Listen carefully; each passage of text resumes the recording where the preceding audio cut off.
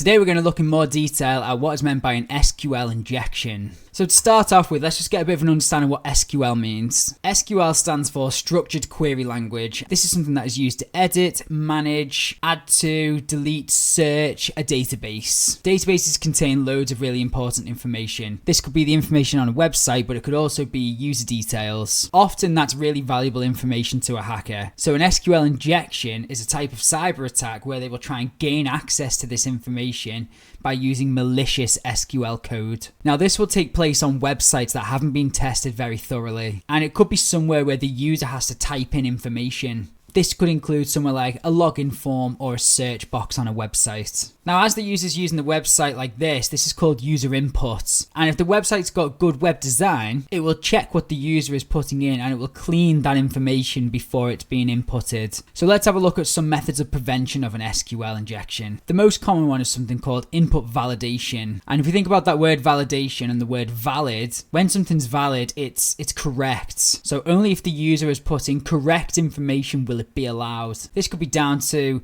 the type of information that somebody puts in. So if they were asked to enter their age, it might be that they're only allowed to put in an integer, or even better, it might come down with one of those little drop-down calendars where you will choose the date that you were born, and then that way there's no way the user can type in information in that box. On some websites you could use something called a prepared statement. So rather than the user typing in something potentially into say like a search bar, you could use something called a placeholder.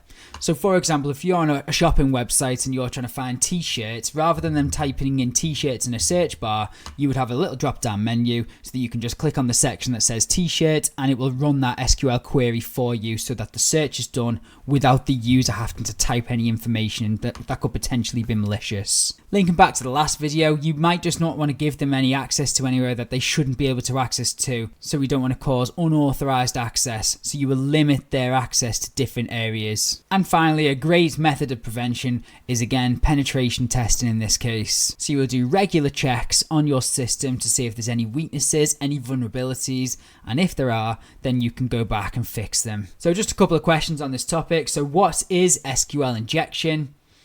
And explain a method of prevention for an SQL injection.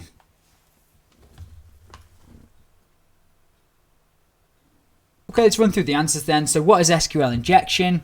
It's malicious SQL commands are entered to steal or delete files from a database. And the other question is explain a method to prevent SQL injection. So I've gone for input validation. It's where we ensure all user input is checked and it only allows the expected type of data. And I've given a little example there as well.